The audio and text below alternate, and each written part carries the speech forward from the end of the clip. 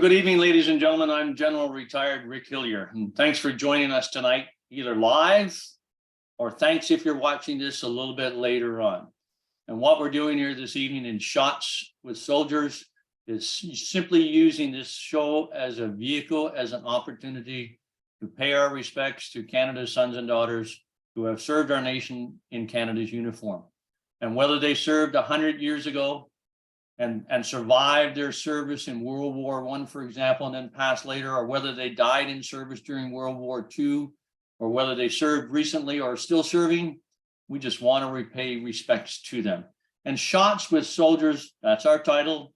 We're using it simply to sort of build on the history, the tradition, if you will, and sometimes I'm certain the great necessity of before soldiers went over the top, particularly during World War I, when they were in the trenches and the assault would start by them going over the top of that trench, over the parapet, into fire, into machine gun fire, artillery fire, and the barbed wire. They often would have an NCO or officer come around their organization, whether it's a platoon or company, and they would have a shot of rum or whiskey or whatever was available, usually rum. And they would take that shot as a little means of fortifying themselves before they went into that frightening scenario. And of course, as always happens, sometimes people didn't take the shot. So that meant the occasional soldier or more would take those also. And so it was not unheard of that people went over the top, went into action, well fortified with multiple shots. And so we're doing Shots with Soldiers. And what we're going to do is just talk about several people. Tonight, 3, very quickly, pay respect to them. This is our Remembrance Day Shots with Soldiers. And at the end of it, we're going to toast those individuals and all who served.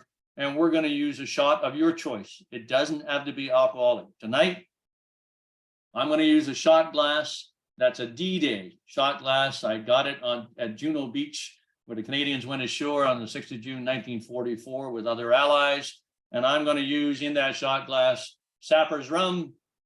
Couldn't have more respect for the sappers and the engineers who served our nation so long and so well. Chimo to all of you. And so tonight, Shots with Soldiers, thanks for joining us.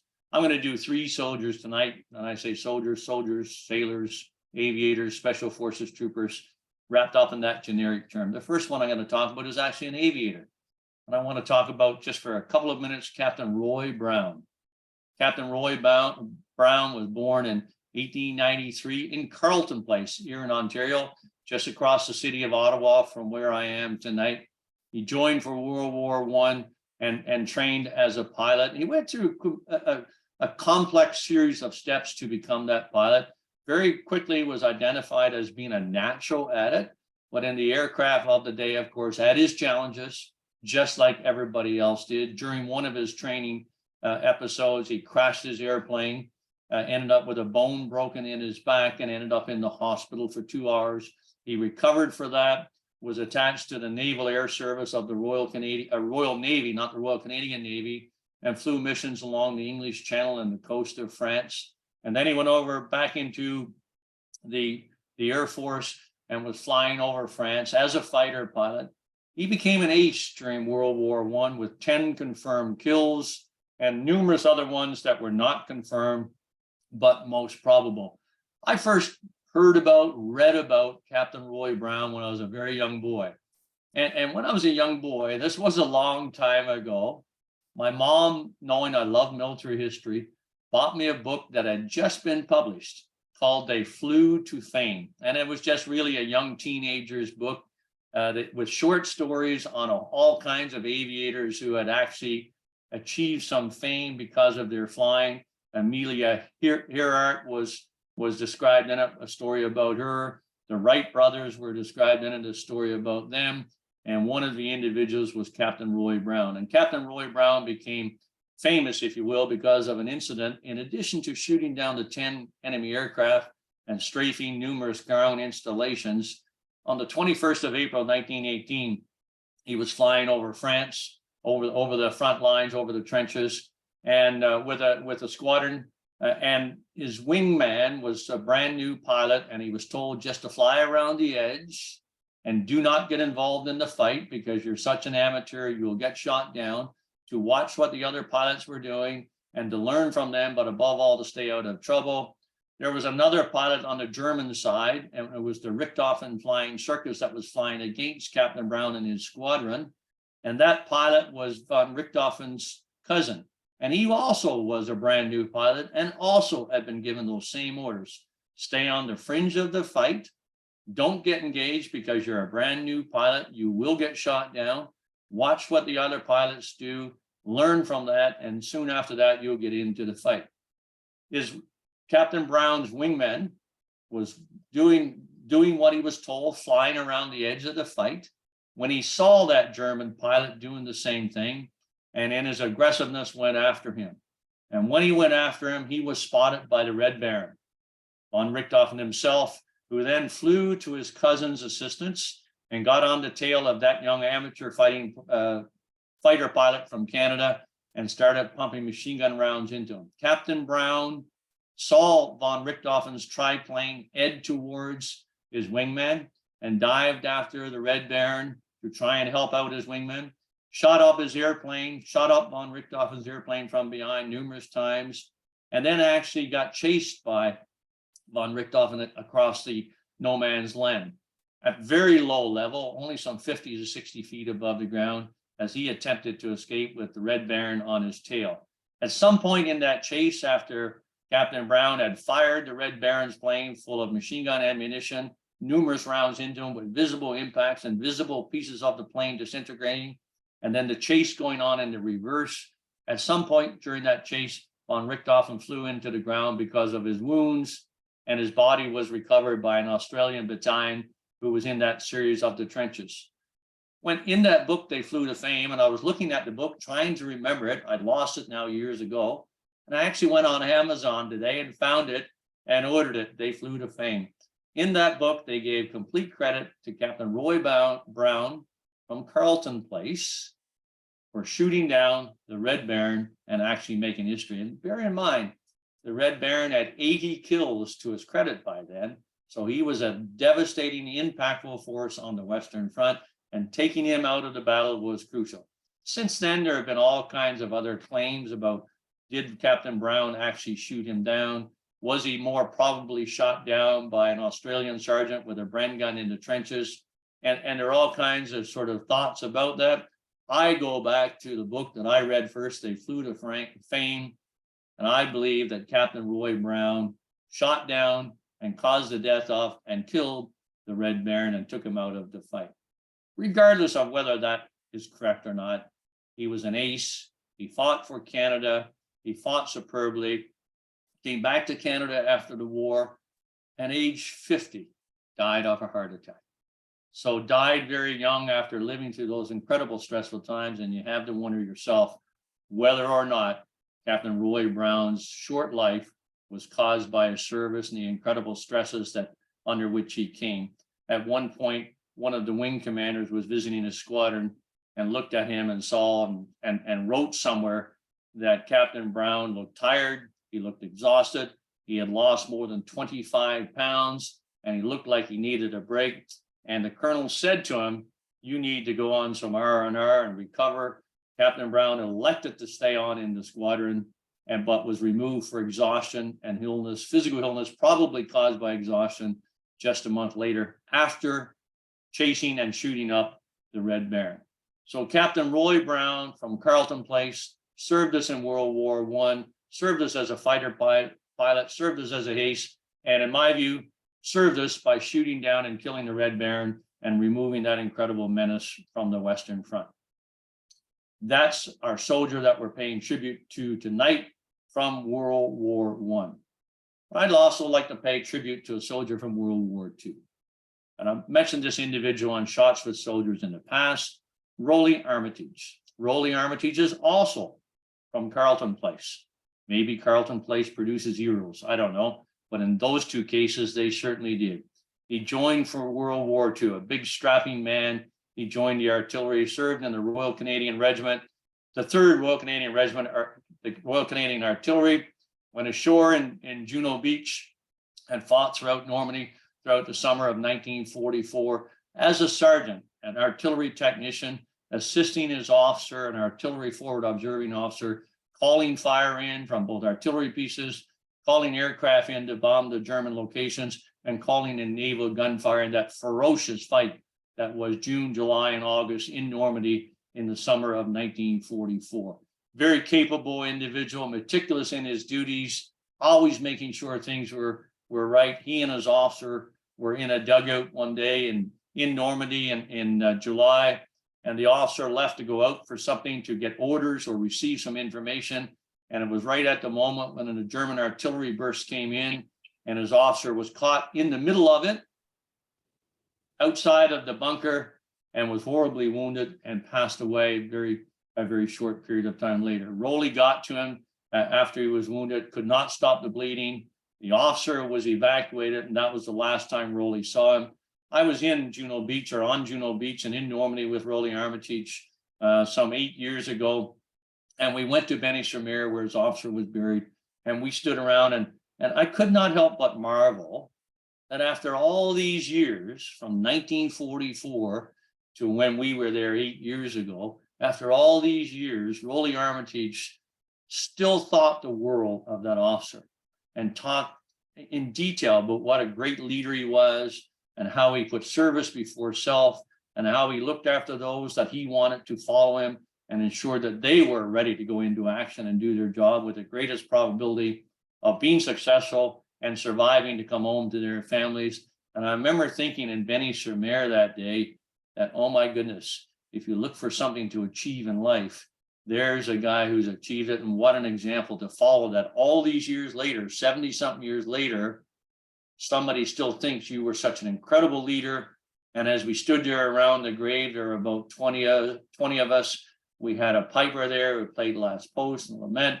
And oh my goodness, everybody obviously was getting sand in their eye, because we all were rubbing our eyeballs. It was so scratchy just listening to Rowley Armitage talk about his officer.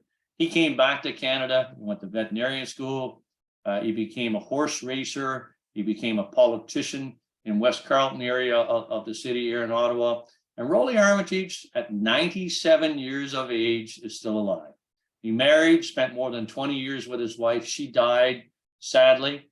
He married again, spent more than 20 years with his wife. She died, sadly. And now, as far as I know, he lives by himself. When we were at the Juno Beach Center, we were with a group of about 45 people. And we all got together in front of Juno Beach Center, where the wave is coming up, showing the soldiers coming ashore.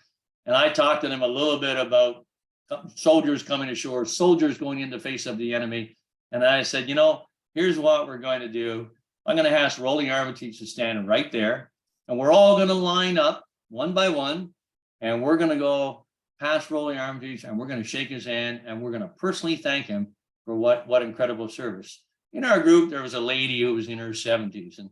And so as we were moving forward, she came up to shake his hand, and she said, you know, Mr. Armitage, I just want to say thanks to you for everything you've done in your service. And Rowley looked at her and said, you know, I've had my eye on you. I've had my eye on you. And here he was at, 85 years old, I think it was, or 88 years old at the time. And he was still a going concern. Incredible individual, lived life to the fullest, wrote about his experiences in life, helped shape the area where he lives with his work as a veterinarian, participated in sport racing, horse racing, and as a politician, just continued serving as a civilian long after he had served in World War II on Juno Beach, and then across Normandy itself, where he was wounded in the summer of 1944. So the soldier that we'll pay respect to tonight, we'll remember tonight, is still with us. Rowley Armitage, age 97 years old, from Carleton Place, Ontario. And the third and the last soldier that I want to pay respects to and pay tribute to tonight is also still living, also with us. That's Sergeant Stephen Daniels, Sergeant retired Stephen Daniels from Sudbury, Ontario. Stephen Daniels joined the Army and ended up in the Royal Canadian Regiment. He ended up in the 3rd Battalion of the Royal Canadian Regiment. And right from the time he arrived, he was just this outstanding Royal, an outstanding soldier, an outstanding Canadian who gave everything his all. And I said once to the Canadian Forces, or the Army Sergeant Major at the time, Greg Lacroix, I said, this this guy reminds me of Cuba Gooding Jr., you know, that outgoing personality and the physical fitness and the robustness of him, and the easy way of dealing with people. He was a private in the 3rd Battalion of the Royal Canadian Regiment, did his basic parachutist course, served in para company inside of the battalion, served in Bosnia, and came back, and was then a free fall parachutist and a pathfinder. He was parachuting in 2003, doing refresher training in Trenton.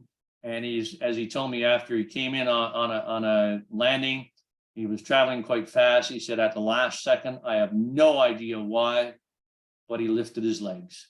And so the first thing to impact at a relatively high speed were his buttocks, and therefore all the shock was put into his spine, and he ruptured and destroyed effectively 3 discs, which paralyzed him forever. And so I went to see him in Kingston Hospital along with the Army Sergeant Major. He was obviously there. I think this was day 2 after the accident, with his wife Danielle, also from Sudbury, also this incredible Canadian. And I had a chance to talk to him as he walked through what had happened and didn't know why he had lifted his legs. He said something just happened. He did, and he impacted. He came to Ottawa to the rehabilitation center, and I went out to see him one night when he was doing his rehab. And his rehab went really fast because he was so fit, so strong, so capable. He could do things early that others might have to build up their musculature to do. And just before I went out there, I was actually looking through some materials here as I was cleaning out my war chest, so to speak. And there was a picture. There was a copy of the base post out of Petawawa. And so when he was a private in the 3rd Battalion in Parachute Company, I was the brigade commander. And there was a picture on the front page of the base post saying, you know, Brigadier General Hillier presenting to Private Daniels the top student award for the, I think it was the Cougar driving course that he went on as part of getting ready to go to Bosnia. And he was a top student. I took that out to show to him when we had a little bit of a chuckle over it. He released from the Canadian Forces. And again, I said to the Army Sergeant Major, you know, with this incredible energy, incredible personality, persistence, no reverse on him. I said, you know, even in a wheelchair, if I could keep him in the Canadian Forces in uniform and put him into a recruiting center, you know, we could recruit 10 times the number of people that anybody else could, just because he's such a magnetic personality. But we could not keep him. And so he took his release from the Canadian Forces. He went back to stayed in Petawawa till all of that was complete with Danielle. Then they moved back to Sudbury. And Stephen Daniels went to medical school, became a medical doctor, and carries on serving as a medical doctor. And then in 2017, he was part of our Invictus Teams game in Toronto, for the Invictus Games in Toronto, as a member of the wheelchair basketball team. He was just as aggressive on that basketball court in his wheelchair as he was at any other time in his life as a soldier or doing anything. And so the 3rd soldier I want to pay respects to tonight before we do our shots for all 3 of them, as a toast to all 3 of them, is Sergeant Stephen Daniels. And I'm going to say, in this case, not only Stephen Daniels, this most incredible Canadian, this awesome soldier, this awesome royal, but also his wife, Danielle, who is just equal to him in every way, shape, and form. And while he served Canada, she stood beside him and served in her unique way also. And so to all 3 of those tonight, when you're ready, what I'd like to do is just propose a toast to all 3 of them, and to all who served in the life of our nation, in the uniform of Canada, to those who gave it all and lost their lives in service to us, to those who served and came back to their families and oftentimes came back with wounds or injuries, and to those who are still serving today, and say, thank you. You are what make our Canadian the place that we love to call home, where we love to work, love to raise a family, and we remember you. So ladies and gentlemen, if you can raise a glass with me, liquid of your choice, and say, to those who served in the uniform of the Canadian Forces in the history of Canada, thank you. We remember. Thank you. We remember. Thank you. We remember. So, ladies and gentlemen, I'll stop right there. Those are 3 incredible individuals. I couldn't believe it today when I was looking on Amazon and there was that book from when I was 11 years old or 10 years old. They Flew to Fame, and I ordered it right away. So I'm looking, I can probably remember 98% of it. I read it so many times, those stories, including the one about Roy Brown. And I can't wait to get it to go through and just to see how accurate my memory is after all those years, because that was a little while ago for sure. Any points or questions or additional commentary you want to make here? I'll just add something. I'm not sure. I think I read the same book when I was young. Well, Gordon, go on and just Google, because the cover instantly said, "Oh, that's it." And it's a man, a pilot with a leather pilot's helmet with goggles, sitting in an open cockpit, looking towards you, if you will, on the cover of the book. I think I read the same book. And it was one of those things that caused me to want to be a soldier from ever since I can remember, honest to goodness. And yeah, it was nice reading about Amelia Earhart and the Wright brothers, and I think the pilot of the Enola Gay who dropped the first atomic bomb, but reading about Captain Roy Brown and Captain Billy Bishop, Victoria Cross, reading about those two in that book, I think was what fired me up, and that I wanted to serve. And like I said, I can't wait to get the book again. Kind of funny, but thank you for that. Anything else? Yeah, I'll take a minute if I can. Please. Brian McKenna, join you from the West Coast. So just on the 15th of October, I was on business in Halifax and don't get out there much. And back in Bosnia, I served with a really good man, Paul Davis, from 2nd Battalion, Patricia's. And Paul was killed in 2006 in Afghanistan. And I'd never been able to see the spot where he's buried, nor anything to really commemorate him to any degree. So I'd been in contact with his father, Jim Davis, about other stuff over the history, and just to let him know that, that his son was appreciated and loved by more than just the obvious.